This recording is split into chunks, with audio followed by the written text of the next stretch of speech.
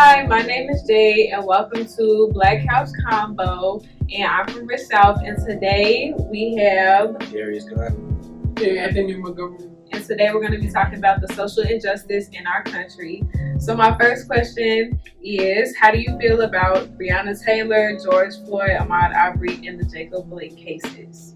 Breonna Taylor, she was shot for no reason. They already had the person in custody, so there was no point in going there.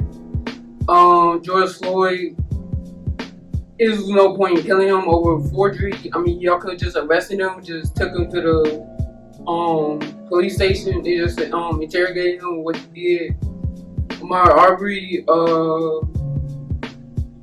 there was the two white men was just in the wrong for shooting him. I don't know why, but it just happened. Jacob Blake, they could have just tackled him instead for shooting him in the back 7 times. They could have just tackled him and tased him, but that didn't work. But unjustified. In a system where we're already down on the totem pole and we're already made to lose. In a system where we're already set up for failure, it's like when I hear about the things, it surprised me for about 2 seconds. I'm like, that's America. That's the world we live in now. It's not safe for a black man to walk down the street, to exercise, to be with his family. It's everything's illegal for a black man in America and for a black woman in America. So these cases should not have happened at all.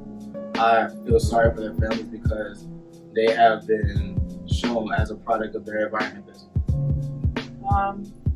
That's good. I agree with both of y'all said. Like, it's not fair, and that's just how our social justice system is, and it doesn't work to our benefit. And I feel like with the Breonna Taylor case, it's like, as a woman, you already are downplayed, and then as a black woman, you're downplayed even more.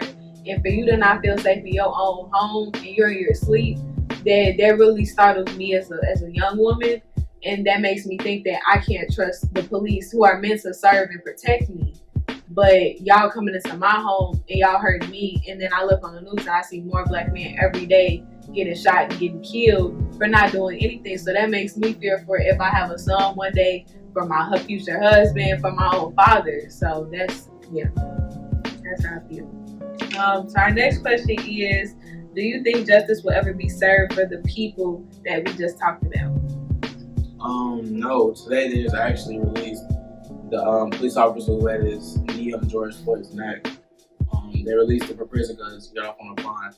So, of course, I don't believe justice was served for that case at all. I don't believe justice will be served for any of these cases.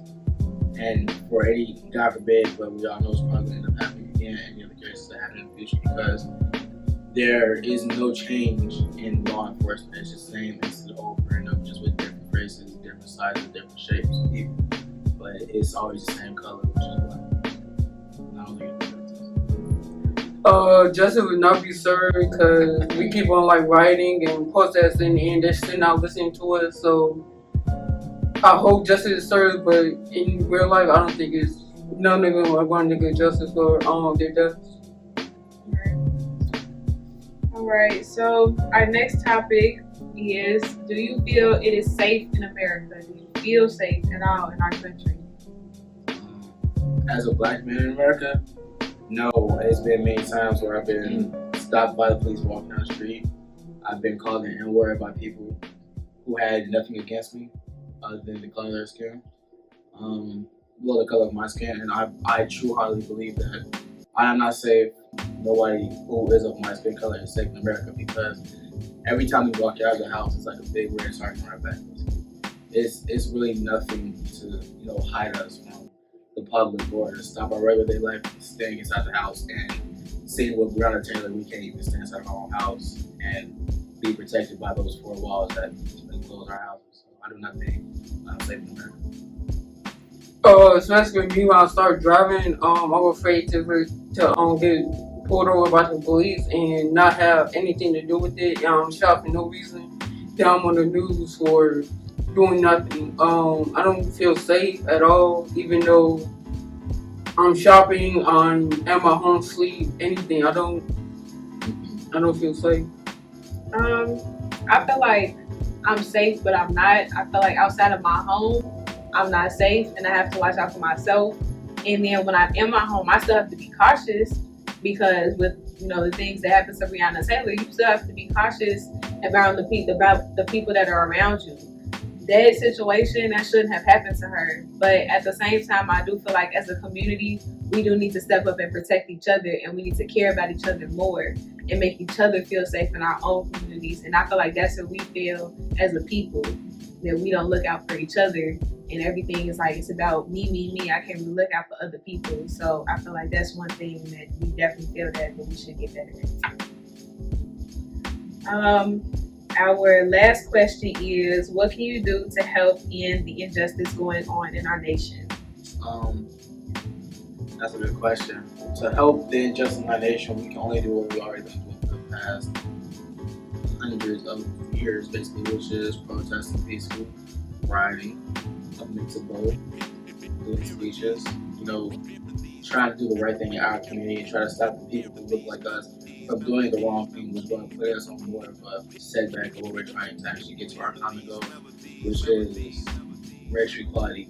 We have racial equality within, the Constitution, within the state laws, but there really isn't racial equality. So we have to continuously do the same things over and over again until something else works. We might need to, start new organizations other than the BLM organization, the Black Lives Matter organization. But we've tried our all, and we need to keep trying and just start a new thing, basically. Anthony? I agree with what Darius said. Like, there's nothing we can do, just like protest and speech, and we can't do nothing unless something changes.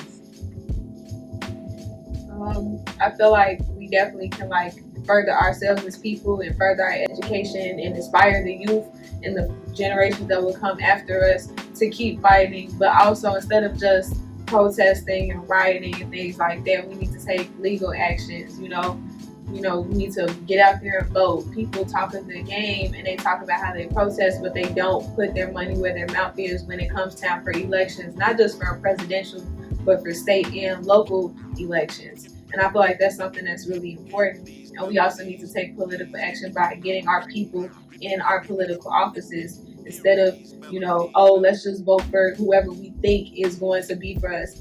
Vote for the people that's actually in our communities. Vote for them. Let them get us office because they're going to do what you want. Because even though our nation is for the people, it's not for the people if you don't put the people you want in the office and give them the power. All we have time for today. Thank you for joining us, and we'll see you in the next episode.